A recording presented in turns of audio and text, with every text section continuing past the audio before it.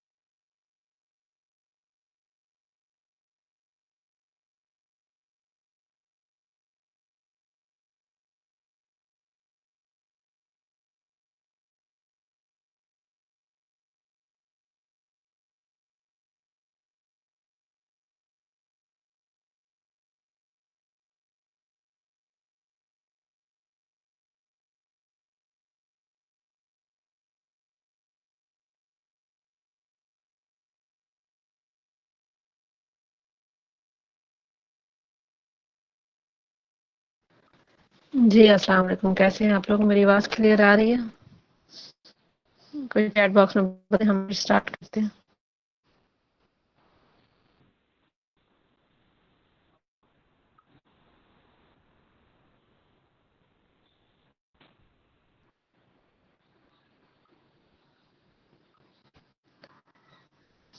जी, कोई बताए chat box में।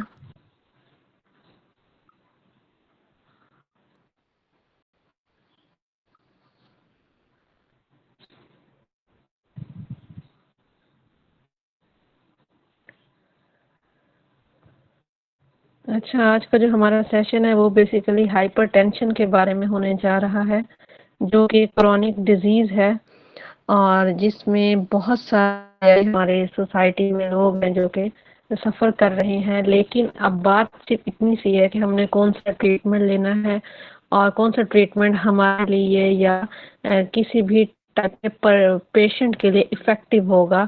इससे मुराद ये है कि हमारे पास बहुत मल्टीपल केस स्टडीज आती हैं जिसमें जी हमारे पास सपोज डैट एक पर्सन है वो ओबीज है और साथ उसको हाइपरटेंशन की भी प्रॉब्लम है, या कोई पर्सन है जिसको डायबिटीज है लेकिन उसके डायबिटीज के साथ साथ ब्लड ग्लूकोज लेवल बढ़ा हुआ है, लेकिन उसके साथ साथ जो है वो ब्लड प्रेशर भी हाई होता है। उसके अलावा एक नॉर्मल कंडीशन के जीन्स में जेनेटिक जो कि नॉन मॉडिफाइबल फैक्टर है, तो many more complications, many more issues जो कि देख रहे होते हैं सोसाइटी में। ठीक है, तो उसमें हम लोग उसको टैकल करने का वे देखेंगे, डोज देख लेंगे और एक रिलायबल जिसमें हमें फायदा हो, नुकसान ना। हम आम रूटीन में करते हैं कि हमें मतलब कम से कम हम वो काम करें जिससे फायदा हो बनेगा, उसका नुकसान ना हो। मतलब कोई गलत मशवरा भी नहीं देना चाहिए, हम ऐसे बात कर रहे होते हैं। सेम ऐसे ही खुराक के मामले में या लाइफस्टाइल के मामले में यकीन जो है हेल्थ केयर प्रोफेशनल्स की एक अप्रोच होती है, वो अप्रोच ऑर्गेनिक होनी चाहिए। तो यहाँ पे जी आप बताया जा रहा है, हम डिस्कस करेंगे कि हाइपरटेंशन को बेसिकली कॉजेस प्रिवेंशन की बात करेंगे और उसके बाद हम देखेंगे इसको प्रिवेंशन लेवल पे काम करना। मैं कहती हूँ सबसे इफेक्टिव वे है अगर हम लोगों के माइंड में अवेयरनेस के तौर पर ये डाल दें कि हमने प्रिवेंशन पे काम करना है। प्रिवेंशन पे काम करें, इम्यूनिटी स्ट्रॉन्ग करें, मेटाबॉलिज्म अच्छा करें, बेहतर बनाएं और अपनी मेंटल हेल्थ पे काम करें, तो बेशुमार क्रोनिक डिजीज रिस्क वैसे ही रिड्यूस हो जा रहा है। ठीक है, लेकिन अगर खुदा न खास्ता कोई प्रॉब्लम होती है किसी भी फैक्टर की वजह से, जैसे हाइपरटेंशन के पीछे भी बेशुमार फैक्टर्स हैं, जैसे डायबिटीज के पीछे, ओबेसिटी के पीछे मैं कहती हूँ बेशुमार मल्टीपल फैक्टर्स हैं। हर पर्सन में एक अलग रीजन की वजह से उससे प्रॉब्लम है, सेम बिल्कुल भी नहीं है यकीनन। ठीक है, तो वहाँ पे मैनेजमेंट करवानी है, इनिशियल लेवल पे है तो रिवर्स करने की बात करनी है और मैनेजमेंट इस तरह से करवानी है कि उसके बाकी ऑर्गन्स डैमेज ना हो कम से कम। ठीक है, तो यहाँ पे आपको एक सुपर इंट्रोडक्शन जो कि बच्चा बच्चा जानता है, हमारी साइंस की बुक्स में होता है कि हमारा जो blood pressure is the force of your blood pushing against your arteries when it stays high for a long time. High for a long time ये एक कंसिस्टेंसी की सिचुएशन है। डेली बेसिस अगर ऐसा रहा है तो हम फिर उनके बायोकेमिकल रिपोर्ट्स देखते हैं, उनकी मेंटल हेल्थ के बारे में पूछा जाता है, उनका 24 डाइटरी रिकॉल देखते हैं कि कहीं उनकी डाइट में व्हाइट साल्ट की कंजप्शन तो ज्यादा नहीं, कहीं ये पर्सन बीज तो नहीं जिस वजह से अब उसे ब्लड प्रेशर की भी प्रॉब्लम हो रही है, कहीं ये उसका जेनेटिक फैक्टर तो नहीं। तो बेशुमार मल्टीपल फैक्टर्स देखे जाते हैं और फिर वह उनके ट्रीटमेंट्स भी यकीनन डिफरेंट होते हैं। एक क्रोनिक लेवल पे बात बताई जाए या कभी भी कोई भी कॉम्प्लिकेशन वो एक्यूट लेवल से ही क्रोनिक लेवल की तरफ जाए एकदम से। हम ना ये सुनते हैं सोसाइटी में ज्यादा फलाने की डेथ हुई तो उसे ना अचानक से हार्ट अटैक हुआ। अचानक से कुछ नहीं होता, ये कोई साइंस नहीं है। तो कुछ ऐसे फैक्टर्स होते हैं या खामोश सिम्टम्स होते हैं, साइंस होते हैं, हमारी बॉडी हमें अलार्म कर रही होती है, लेकिन अनफॉर्चुनेटली उसको अंडरस्टैंड नहीं कर पा रहे होते। अंडरस्टैंड नहीं कर पा उस बिहार पे कंडीशन सवेयर हो जाती है, साथ होती चली जाती है और उसके बाद हम डॉक्टर के पास जाते हैं। तो डिजीज डायग्नोस होने में बहुत कम टाइम हम लेते हैं अनफॉर्चुनेटली। डिजीज डायग्नोस में से हम बहुत लॉन्ग ड्यूरेशन तक लॉन्ग ड्यूरेशन था, आज ठीक हुई, कल ठीक हुई, ठीक है मैं ये हवा इस्तेमाल कर लेती हूँ, ठीक है मैं ये मेडिसिन ले लेती हूँ।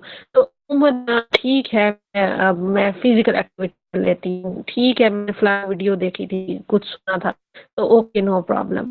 तो ये सब ऐसे फैक्टर्स कहने के जो कि हमारे एनवायरमेंट में है बहुत ज्यादा, या हमारी थिंकिंग में है, तो इसको हम लोग ना निग्लेक्ट, मतलब एक एक वो टाइम आता है कि हम मेडिकल डायग्नोस के जाते हैं तो बीमारी क्रोनिक लेवल पे आखिरी आखिरी कंडीशन पे होती है, तो फिर भाई बस ही हो जानी होती है आखिर एक एक ना एक दिन, ठीक है।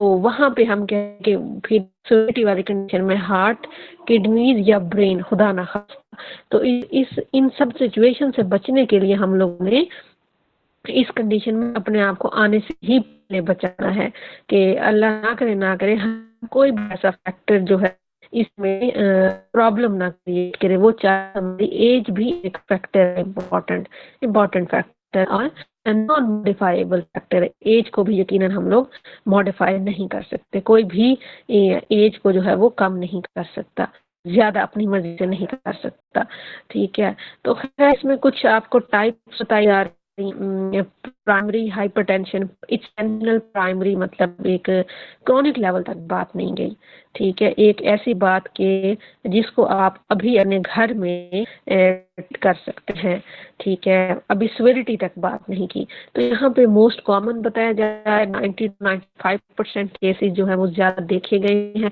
और एक्सप्लेनेशन में आपको बताया जा रहा है कि this type of hypertension occurs as a result of long term lifestyle factors में हमारे रूटीन आ रही है, हमारी उसके अलावा हमारी डाइटरी रूटीन आ रही है, उसके अलावा हमारी फिजिकल एक्टिविटी आ रही है। तो ऐसे फैक्टर्स जो कि हमारे नॉर्मल घरों में हैं, आम घरों में, तो हम उन हैबिट्स को जैसे ही ट्रीट करते हैं ठीक तरीके से, मतलब एक नॉर्मल रूटीन की तरफ आते हैं, तो अचानक से नहीं, आराम से यकीनन हम अपनी डिजीज को रिवर्स कर लेते हैं क्रोनिक होने से पहले ही। तो ये मोस्ट कॉमन है हाइपरटेंशन की, प्राइमरी हाइपरटेंशन, जो आजकल भी मोस्ट कॉमन है। तो इसको हम इजीली ट्रीट कर सकते हैं, लेकिन कैसे कर सकते हैं हम उसकी तो बात आगे करेंगे, फिलहाल हम सुपरफिशियल इंट्रोडक्शन दे रहे हैं।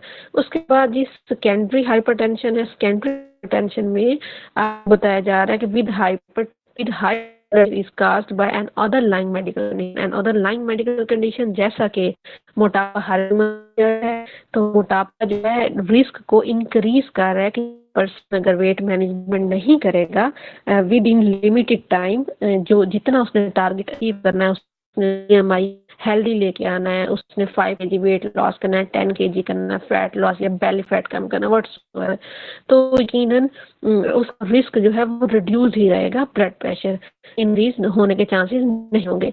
लेकिन अगर मेडिकल कंडीशन है, ओबेसिटी खुद एक बीमारी है, या ओबेसिटी के साथ अब ब्लड प्रेशर के अलावा भी शुगर भी ज्यादा रहती है, या खुदा न खास्ता कह लें कि यूरिक एसिड बढ़ा हुआ है, या व्हाट्सएवर मेंटल कंडीशन कुछ ऐसी है, तो कोई भी एक मेडिकल कंडीशन हो उसके साथ फिर इसका गहरा ताल्लुक है हमारे ब्लड प्रेशर इंक्रीज होने का। तो आपको बताया जा रहा है कि सेकेंडरी हाइपरटेंशन अमूमन ऐसे लोगों में देखी गई है जो पहले से ही किसी मेडिकल कंडीशन का सामना कर रहे होते हैं। तो वहाँ पे हम लोग जो है बेसिकली कॉज पे काम करते हैं, कॉज को देखते हैं कि इसका ब्लड प्रेशर इंक्रीज रह रहा है तो क्यों। अब जैसा कि मेरे पास भी बेशुमार ऐसे केसेस होते हैं, ओबेसिटी वाले, ब्लड प्रेशर था, है, पीसीओएस वाली चीजें आप आम रूटीन में बात कर रही होती हैं, तो यकीनन हम उनको प्लान बना के दे रहे होते हैं वेट मैनेजमेंट का। तो जैसे वो सिस्टम से चल रही होती है, ब्लड प्रेशर खुद ब खुद अपने कंट्रोल, अपने लेवल्स में आ जाता है, ऐसा सच हमें अलग से इसकी कोई ट्रीटमेंट करने की जरूरत नहीं होती। लेकिन बात फिर वही आ गई कि आपने ट्रीटमेंट कौन सा करना है, और आप वाकई वेट मैनेज कर रहे हैं या आप सिर्फ और सिर्फ ब्लड प्रेशर का कंट्रोल का पॉज पे काम कर भी रहे हैं या नहीं कर रहे। तो खैर जो है बहुत इम्पोर्टेंट मैटर करेंगे किसी भी पर्सन के लाइफस्टाइल में। तो ये तो हम उससे पूछ सकते हैं काउंसलिंग के दौरान, कंसल्टेशन के दौरान, उसके बाद कॉजेज और रिस्क फैक्टर्स जैसे मॉडिफाइबल हैं, नॉन मॉडिफाइबल हैं। तो यहाँ पे पुअर डाइट हमारे पास मॉडिफाइबल फैक्टर है, हम मॉडिफाई कर सकते हैं, अपनी डाइट को बेहतर बना सकते हैं। डाइट डाइट डाइट से मुराद ये बिल्कुल नहीं है कि भाई हमने कोई फूड को एलिमिनेट करना है, रोटी चावल छोड़ने, भूखा रहना है। तो हमारे पाकिस्तान में बहुत सारे लोगों को अभी डाइट का मतलब भी सही तरह से नहीं पता कि डाइट का मतलब ये बिल्कुल नहीं है कि हमने कोई भी मील स्किप करना है, भूखे रह के हमने वेट लॉस करना है, या हमने किसी भी कंडीशन को क्योर करना है। तो ये एक बहुत गलत कॉन्सेप्ट है। ओबेसिटी और इनएक्टिविटी है, ये भी हमारे पास मॉडिफाइबल फैक्टर है। मोटापा कम किया जा सकता है, क्यों नहीं किया जा सकता, करने वाले लोग कर रहे हैं। उस स्ट्रेस एग्जाइटी को मैनेज रखा जा सकता है, क्यों नहीं रखा जा सकता। हमें फिजिकल एक्टिविटी, हमें सुबह की एक्सरसाइज वॉक, हमें ये फायदे दे रही है हमारी मेंटल हेल्थ पे। हमें मेडिटेशन, योगा, हमें मोटिवेशनल वीडियोस, हमें नमाज, कुरान, अज़ान सुनना इवन के, ठीक है। तो बहुत बहुत ऐसी चीजें हैं जो कि हमारे एंग्जाइटी स्ट्रेस लेवल को भी मैनेज रख रही हैं कि आप अपने पसंदीदा काम करो उस ड्यूरेशन के दौरान, अपने स्ट्रेस को अपने ऊपर हावी ना होने दो, मतलब विल पावर इतनी अच्छी हो। ये भी मॉडिफाइबल फैक्टर है। मोर अल्कोहल भी मॉडिफाइबल फैक्टर है, व्हाई नॉट। आप क्यों नहीं ये हैबिट डेवलप कर सकते, स्मोकिंग और अल्कोहल। आप रिकमेंडेड अमाउंट में फिर लें, ज्यादा नहीं, पैसिव या एक्टिव स्मोकिंग व्हाटसोएवर। उसके बाद एज और जेनेटिक्स है, ये दोनों जो है वो नॉन मॉडिफाइबल फैक्टर है। एज को हम अपनी मर्जी से काम ज्यादा नहीं कर सकते, सवाल ही पैदा नहीं होता, और ना ही जीन्स को, ठीक है। खैर, तो लेकिन मैनेजमेंट की जा सकती है ऐसी कंडीशंस में, ठीक है। उसके बाद सिम्टम्स और वार्निंग साइंस हैं। सिम्टम्स जो कि हमारी बॉडी हमें दे रही है, साइंस वो होते हैं जो कि डॉक्टर देख रहा होता है जब आप डॉक्टर के पास जाते हैं। सिम्टम्स अब आपके सामने मेंशन किए हैं, लो ब्लड प्रेशर रहना, फटीग, बिला वजह थकावट, काम इतना किया लेकिन थक से गए कि जैसे पता नहीं हम लोगों ने कोई जंग फतह कर ली हो। Nausea, vomiting, bloating, heart beat irregular, get dizziness, बिला वजह चक्कर आना। उसके अलावा जी nose bleeds in severe cases, मतलब ये है सेकेंडरी हाइपरटेंशन की, खुदा न खास्ता किसी और कंडीशन की वजह से नोज ब्लीडिंग हो रही है, तो मतलब रिस्क बढ़ रहा है कि कहीं ना कहीं फिर ब्लड प्रेशर भी इंक्रीज रह सकता है। तो ये अलार्मिंग सिचुएशन है कि हमने वहाँ पे अपने आप को मैनेज करना है खुद पे, ठीक है। उसके बाद कॉम्प्लिकेशन तो क्रोनिक लेवल पे यकीनन आएंगे, एक्यूट लेवल पे एकदम से दिन में किसी को भी इतना बड़ा मसला नहीं होता, खुदा न खास्ता। तो ये सिचुएशन इख्तियार कॉम्प्लिकेशन वाले जब हम लोग एक्यूट लेवल पे ट्रीट कर रहे होते, एक्यूट लेवल पे सही ट्रीटमेंट की तरफ नहीं आ रहे होते बेसिकली। तो stroke, heart attack, kidneys damage, vision loss, Aahista Aahista memory problems, dementia, Alzheimer disease, खुदा न खास्ता, और बेशुमार ऐसी डिजीजेज हैं जिनका गहरा ताल्लुक हाइपरटेंशन के साथ है। तो अच्छा, ये मेरा लैपटॉप स्टक कर गया, स्क्रीन आगे नहीं आ रही, एक मिनट जस्ट। अच्छा, तो हम कॉम्प्लिकेशंस की बात कर रहे हैं। सॉरी, ये कुछ ज़्यादा ही बैक कर बैठी हूँ, एक मिनट। अगर किसी कोई भी क्वेश्चन हो तो वो टाइप कर दे साथ साथ, तो ज़्यादा अच्छी बात है कि जैसे ये ख़त्म होगा तो मैं ख़त्म होने ही वाला है, बस हम फिर आ जाएंगे। अच्छा, यहाँ पे प्रिवेंशन की अब हम बात करें तो हम कॉम्प्लिकेशन की बात कर चुके हैं कि इसका सामना किया जा सकता है, करना पड़ सकता है, लेकिन ये बात जो है वो एक क्रॉनिक लेवल है। तो उसके लिहाज से फिर हम ना diet plan, meal plan design कर रहे होते हैं, या जो हमने ट्रीटमेंट करवाना होता है वो किया जा रहा होता है, ठीक है। तो इसमें जी आप प्रिवेंशन प्रिवेंशन की हम बात करें, प्रिवेंशन जो है वो ये बिल्कुल हो सकता है कि प्रिवेंशन डिजीज हो जाने के बाद होगी। जब बीमारी होगी उस जो हम उसको जो सही कर रहे हैं ना, वो हमारी प्रिवेंशन है। नहीं, नेवर। प्रिवेंशन वो है कि अभी हमें प्रॉब्लम नहीं है तो हमने उससे पहले ही अपनी डेली रूटीन में अपने लाइफस्टाइल पे काम के प्रिवेंट ही रखना है। तो यहाँ पे आपको एक बताया जा रहा है, अमूमन घरों में जो गलत प्रैक्टिसेस हैं, व्हाइट साल्ट हर चीज पे डाल के इस्तेमाल किया जा रहा है, या प्रोसेस फूड इतनी ज्यादा मार्केट में आ गई है जिसके शेल्फ लाइफ को बढ़ाने के लिए व्हाइट साल्ट कंजप्शन ऑलरेडी ज्यादा है और हमारी यंग जनरेशन बहुत ज्यादा ले रही है। हेल्दी वेट मेंटेन नहीं रखा जा रहा, 12 साल में भी 66 वेट है बच्ची का, तो बड़ा अफ़सोस होता है। और भी ऐसे बड़े बेशुमार केसेज़ हैं, तो चाइल्डहुड ओबेसिटी के इतने केसेज़ हैं। उसके अलावा रेगुलर एक्सरसाइज़, योगा, अब तो रेगुलर तो हम में से मेरे ख़्याल में कोई भी नहीं कर सकता, लेकिन हाँ, अगर हम टाइम मैनेजमेंट अगर हमारी अच्छी है तो यकीनन ज़्यादा नहीं तो थोड़ा टाइम दिया जा सकता है। तो मैनेज स्ट्रेस और अवॉइड स्मोकिंग, अल्कोहल और रेगुलर बीपी मॉनिटरिंग, तो रेगुलर लेवल पे ये हमारे पास प्रिवेंशन है कि हाँ, हम हमारी बॉडी हमें एक अलार्म कर रही है। वैसे तो साइंस और सिम्टम्स हमें बहुत कुछ बता रहे होते हैं, तो अच्छी बात है, लेकिन आप रेगुलर ब्लड प्रेशर भी चेक कर लिए तो it's not a big deal. तो ये टूल हमारे घरों में अवेलेबल ज़रूर होना चाहिए घर में। उसके बाद जी अब हम बात करते हैं कुछ न्यूट्रास्यूटिकल की, जो कि आप फ़र्ज़ करें एक डॉक्टर के पास गई हैं, तो डॉक्टर ने यकीनन डिज़ीज़ डायग्नोज़ करने के बाद आपको एलोपैथिक देनी है, ठीक है? एलोपैथिक देनी है, आपको डोज़ सेट करके देनी है, आपको एंटीबायोटिक का कोर्स बताना है, भई आपने उसके बाद फ़ॉलो-अप पे आना, फिर मेडिसिन चेंज हो जाएगी, तो यकीनन सब कुछ ओके है, चल रहा है, ठीक है? एक्यूट लेवल तक समझ आती है। लेकिन अगर हम ज़्यादा सोचें, तो ज़्यादा ऐसे सोचें कि अब क्या पूरी ज़िंदगी मैं मेडिसिन खाऊँगा? सवाल पैदा होता है ना, तो हाँ, हाँ, खाएँगे, यकीनन आप खाएँगे, इसके अलावा क्या? ठीक है, इसके अलावा यही कि हम ये चाहते हैं कि हमारी किडनीज़ भी डैमेज ना हो और हम सिर्फ़ और सिर्फ़ ब्लड प्रेशर को मैनेज ना करें, बल्कि हम बाकी ऑर्गन्स भी करें, ठीक है? कि एक मसला खत्म हो और दूसरा मसला शुरू ना हो जाए। जैसे कॉमन घरों में या कॉमन हॉस्पिटल में, भई मैंने तो आज तक कोई ऐसा पेशेंट नहीं देखा, जो मुझे ये बता रहा हो कि मैंने फलाँ ट्रीटमेंट करवाया, स्पेशली एलोपैथिक का, और मेरी ये बीमारी तो खत्म होगी और फिर मैं होशा-बशाच हूँ, फिर मैं अस्पताल गया, ठीक है? एक मसला खत्म, दूसरा शुरू, दूसरा खत्म, तीसरा। अमूमन तो आप ये लोगों से सुनते हैं कि भई हम लोग भी सुन रहे होते हैं कि मुझे इतनी मेडिसिन इतने सालों से खा-खा के फलाँ-फलाँ मसले की, अब तो मेरे स्टमक की हालत ही बहुत बुरी हो गई, मतलब एक बड़ी क्रोनिक कंडीशन इख्तियार कर गई है। इस वजह से हम कहते हैं आप ऑर्गेनिक की तरफ आएँ, ऑर्गेनिक की तरफ आएँ, बार हम ये एडवाइस कर रहे होते हैं, तो ये ज़िम्मेदारी जो है एक हेल्थ केयर प्रोफेशनल की होती है, या स्पेशली जब आप मील प्लान बनवाने के लिए जाते हैं तो एक डायटीशियन की होती है। तो वहाँ पे आपको ऋषि मशरूम, रेड मशरूम, जिस पे हम बहुत दफ़ा बात कर चुके हैं, ज़्यादा डिटेल में बात नहीं करूँगी, जो कि ऑलरेडी तमाम बॉडी के ऑर्गन्स की सेल की स्कैनिंग कर रहा है, डिटॉक्सिफिकेशन, रीजनरेशन कर रहा है। तो जिसमें मोर देन 300 एक्टिव एलिमेंट्स हैं, जो कि हम जिसमें से फाइटोकेमिकल्स हैं, विटामिन्स हैं, मिनरल्स हैं, जो हमारे ब्लड प्रेशर को कंट्रोल मैनेज रखेंगे। उसके बाद स्पाइरुलिना है, स्पाइरुलिना वैसे ही सुपर फूड है।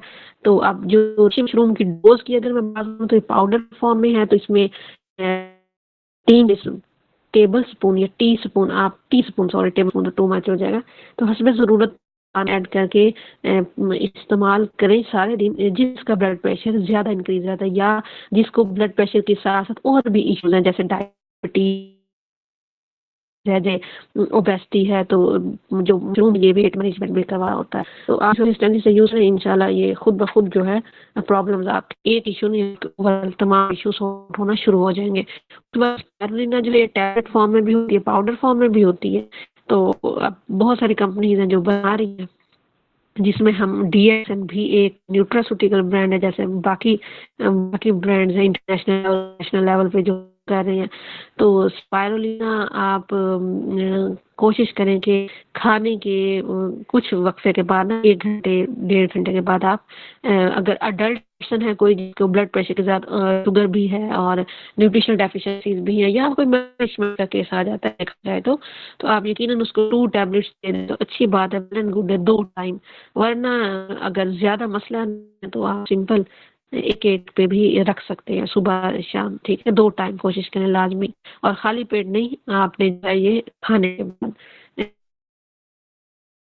मसल मास भी एनहांस करना है, तो खाने के दरमियान में भी खाई जा सकती है ये स्पाइरुलिना, ठीक है? उस पाउडर आप खाने वगैरह में मिला सकते हैं।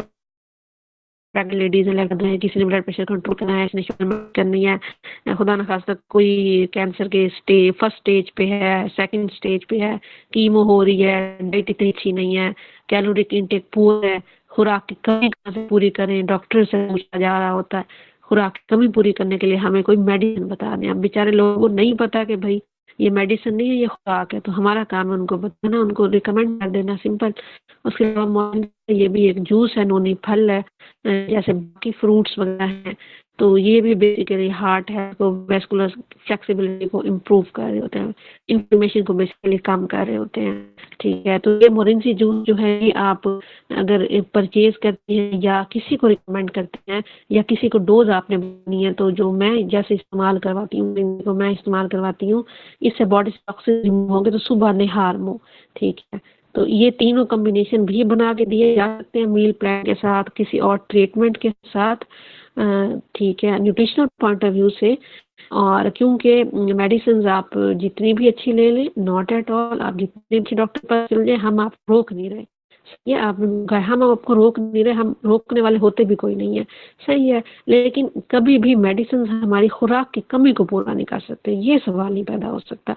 ठीक है, तो हमने देखना है कि हमने अपनी खुराक की कमी होने भी नहीं देनी, न्यूट्रिएंट्स की एब्जॉर्प्शन को भी हमने खराब नहीं होने देना। चाहते हैं कि हम आसान तरीके से, ऑथेंटिक वे से कंट्रोल में ले आए किसी भी बीमारी को, या मैनेज कर लें या रिवर्स कर लें। तो उसके लिए हमें थोड़ी तो मेहनत करनी पड़ेगी, थोड़ा सा पैसा भी लगाना पड़ेगा, यकीनन टाइम भी लगाना पड़ेगा। ठीक है, तो कॉम्बिनेशन बना के दें तो मोरिंजी ना खाली पेट सुबह 2 टेबल स्पून प्लेन वाटर में, एक गिलास जितना दरमियाने साइज का है, नोट एट ऑल, या आप वैसे 2 टेबल स्पून कहेंगे ये जूस इस्तेमाल करो खाली पेट 2 टाइम, ये भी 2 टाइम, रात को भी खाने के बाद, और सॉरी खाने से पहले। ठीक है, सुबह भी खाने से पहले, नाश्ते से पहले। और ये जो ऋषि मशरूम पाउडर है, ये सारे दिन पानी में मिला के इस्तेमाल करवाना है। ये तीनों चीज़ें तो बहुत ही ज़्यादा अच्छे रिजल्ट्स मिल सकते हैं। अगर तीनों कोई अफोर्ड कर सकता है तो वेल एंड गुड है, नहीं कर सकता तो कोई एक तो लाजमी देना इनिशियल लेवल पे। ठीक है, यहाँ पे जी ओनली 3 का जिक्र है। अगर कोई ये तीनों भी नहीं ले रहा तो आप सिंपल जो डिएक्सन की लिंजी ब्लैक कॉफ़ी है ना, वो यूज़ करवाएं, उससे भी जो है ब्लड प्रेशर आता है कंट्रोल में। ठीक है, ओके हो गया। उसके अलावा क्या हो सकती है, उसके अलावा में पोटेशियम रिच फूड ऐड करेंगे यकीनन मील प्लान बनाते हुए। ठीक है, तो एग्जाम्पल प्लान आप ऐसे ही बड़ा अच्छी प्रेजेंटेशन बनाई। टाइम मॉर्निंग में जैसे मैंने बताया reishi mushroom spirulina, afternoon moringa spirulina, evening spirulina, 3 चीज़ें। तो ऐसे कर लें तो वेल एंड गुड है, जैसे मैंने बताया वैसे कर लें तो नॉट एट ऑल, सब हर लिहाज से जो है वो इफेक्टिव है। ठीक है, अच्छा, उसके बाद साइंटिफिक गैनोडर्मा की ऑलरेडी इस पे बहुत दफ़ा बात करके, स्पाइरुलिना पे हम अलग से बात कर चुके हैं, कौन सी ग़िज़ायत होती है, किस किस तरह, कौन से एज ग्रुप में हम दे रहे हो। मोरिंजी मैंने कई दफ़ा बात की है, लेकिन इन शॉर्ट ये भी हमारे हार्मोन्स के लेवल्स पे, हार्मोनल लेवल्स तक काम कर रही है, हार्मोन्स को बेहतर बनाने, चाहे कॉर्टिसोल है, लेप्टिन है, जितने भी ये हमारे हार्मोन्स हैं, और साथ साथ जो है ब्लड प्रेशर पे भी। अच्छा, ठीक है। Prevention is better than medication, डीएक्सन helps restore natural balance without any type of side effects, combined nutrition, exercise and calm mind. तो ये चीज़ है सारी। ठीक है, ये था आज का हमारा छोटा सा सेशन। तो अभी आप लोग क्वेश्चंस कर सकते हैं।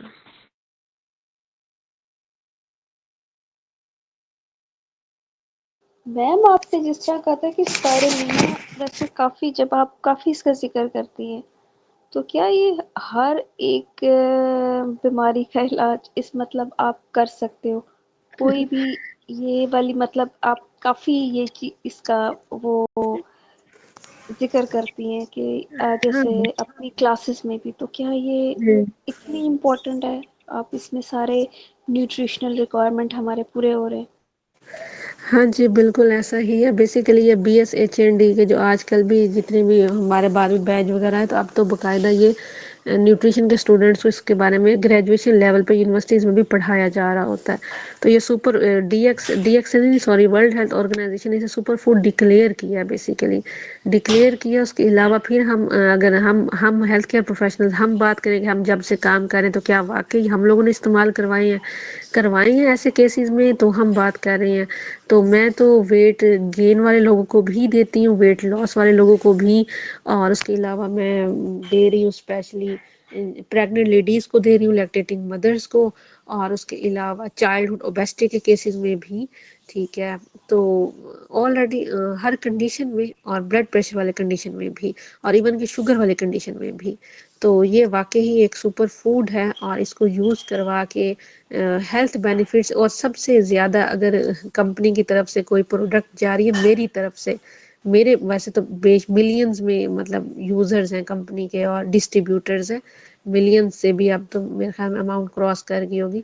तो स्पायरुलिना जो है वो एक हाईली रिकमेंडेड है, हाईली रिकमेंडेड है। अब नहीं ये अब तो 18 साल कंपनी को हो गए हैं पाकिस्तान में। तो अब बहुत पुरानी बात है। नाइट ब्लाइंडनेस के ना केसेस देखे गए, ठीक है। तब कंपनी को अवार्ड भी मिला था, परवेज मुशर्रफ पता नहीं कौन हमारे वजीर आला थे उनकी तरफ से। तो नाइट ब्लाइंडनेस के केस देखे थे कराची में किसी एरिया में।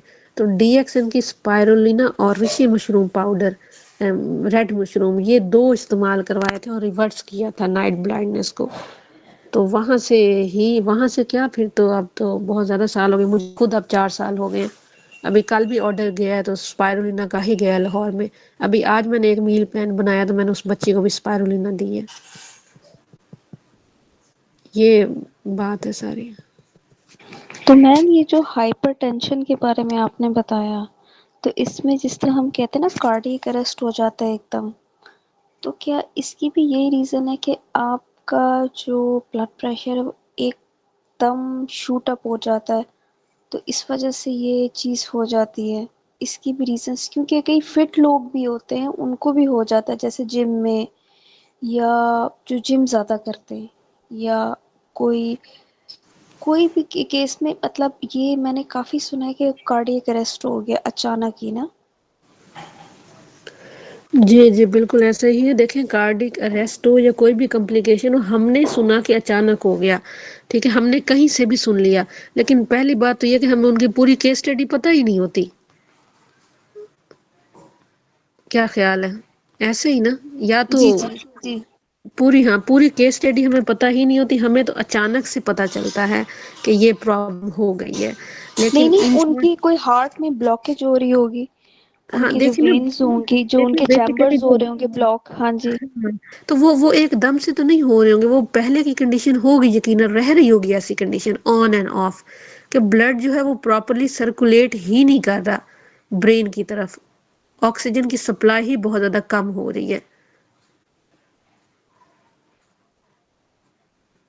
तो ठीक है। मतलब है कि इसमें काफ़ी फैक्टर इन्वॉल्व करते हैं, आपकी प्रीवियस जो हिस्ट्री है वो हाँ सारी, जी, हाँ जी, हाँ जो। जी, बिल्कुल बिल्कुल। मेडिकल हिस्ट्री भी और फैमिली हिस्ट्री भी। अचानक से अब देखिए, अचानक से खुदा ना खास्ता कोई ट्रॉमा की कंडीशन है, कोई अचानक से न्यूज़ मिली, अब ऐसी न्यूज़ तो डॉक्टर्स भी मना कर रहे होते हैं कि जो स्टंट जिनको डले हुए, जिनको हार्ट की प्रॉब्लम्स है, उनको ना बताया जाए फौरी तौर पर। क्या ख्याल है? ऐसे ही ना? तो इसी वजह से कहा जा रहा था, कोई रीज़न होती है basically medical point of view से भी।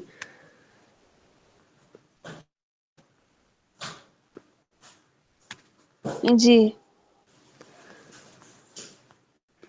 हाँ जी, और किसी का कोई क्वेश्चन?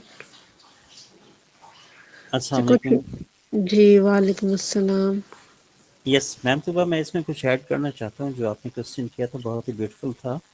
आपने 2 दिन पहले या 4 दिन पहले एक सेशन लिया था डॉक्टर सनिया का, उसमें उन्होंने बताया था कि जो इंटरनल फैट होता है हमारे ऑर्गन्स को जिसने कवर किया हुआ है, वो एक बहुत बड़ी प्रॉब्लम है। क्योंकि हमें ऐसा लगता है कि जो एक्सरसाइज कर रहे हैं, वर्कआउट कर रहे हैं जिम में जाके, उनको शायद कोई वो फिजिकली फिट हैं, क्योंकि वो वैसे उनका अपीयरेंस बहुत अच्छा है और ऐसा लग रहा है कि शायद उनको कोई फैट की प्रॉब्लम नहीं है। लेकिन अगर इंटरनल फैट है और ऑर्गन्स को उसने कवर किया हुआ है और उसके ऊपर वो ऑर्गन्स के ऊपर स्ट्रेस बनाए हुए है, तो वो सारा कुछ हार्ट कार्डियोवास्कुलर की तरफ जाता है। तो ये सारी चीज़ें भी काउंट होती हैं। लेकिन ऐसा है कि हम लोग अक्सर अपना ऑब्जर्वेशन नहीं करते, अपने टेस्ट नहीं कराते। 99% लोग जो हैं 3 महीने 6 महीने के बाद टेस्ट नहीं कराते, वो जो कि बहुत ज़रूरी है, ताकि हमें पता चलता रहे कि हमारी फिजिकल इंटरनल कंडीशन कैसी है। तो ये सारी वजूहत होती हैं।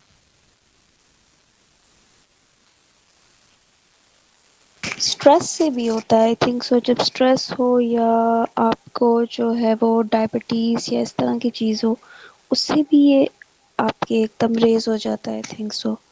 जी, एक जब आप मेंटल स्ट्रेस में हो तो आप एकदम, आपका मेरा ख़्याल है कि ब्लड प्रेशर आपका एकदम बढ़ जाता है, हम कहते हैं ना बढ़ गया, या बीमार हो तो लो हो गया। जी, क्यों हो गया? एक स्ट्रेस होता है, एक मेंटल स्ट्रेस होता है, एक ऑर्गेनिक स्ट्रेस होता है, जो ऑर्गन्स के ऊपर स्ट्रेस होता है। मिसाल के तौर पे मेरे लंग्स काम करना चाहते हैं, लेकिन उनको बाइंड अप किया हुआ है फैट ने, तो फैट उनको मूव करने नहीं दे रहा है, ओपन एंड क्लोज होने नहीं दे रहा है, और इन्फ्लेमेशन हो रही है, यस। और उसके अलावा जो है मेरे किडनी है, उसको पकड़ा हुआ है फैट ने बहुत अच्छी तरह से, और वो उसको फंक्शन करने नहीं दे रहा है।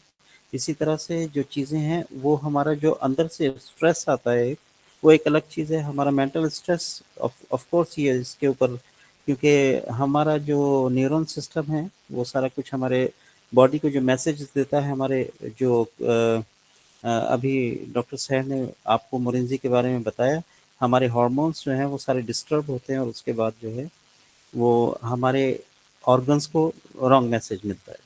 उसकी वजह से बहुत सारी चीज़ें हमारी डिस्टर्ब हो जाती हैं, उसमें हार्ट बहुत जल्दी इफेक्ट होता है।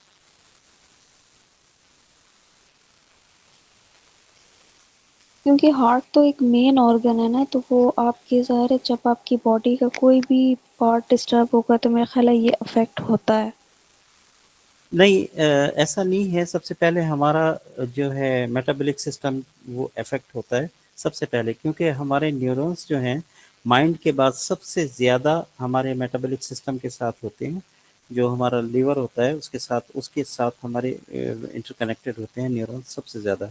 हार्ट के साथ बहुत कम न्यूरॉन्स होते हैं, और किडनी और आपके जो दूसरी चीज़ें हैं उनके साथ तो बिल्कुल नहीं होते। क्योंकि आपने देखा होगा कि अगर अचानक किसी को कोई बुरी खबर मिल जाए, ख़ासतौर पे लेडीज़ की मैं बात करूँगा, कि अगर अचानक किसी एक्सीडेंट का पता चल जाए, कोई बुरी खबर मिल जाए, तो उनके पेट में कुछ डिस्टर्बेंस होना शुरू हो जाता है उसी टाइम।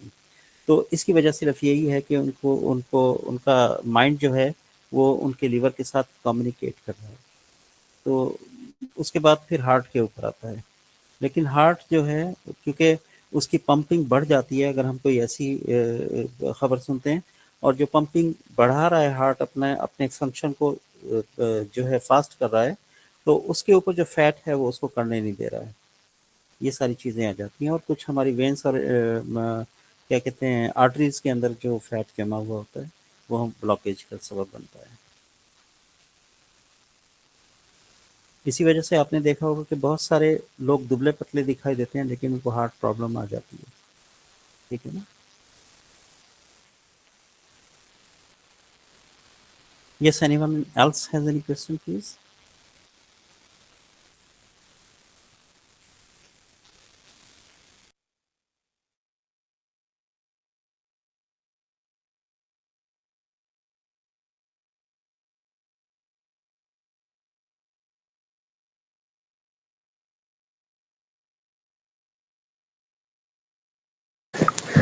आई थिंक सो हो पाना चाहिए।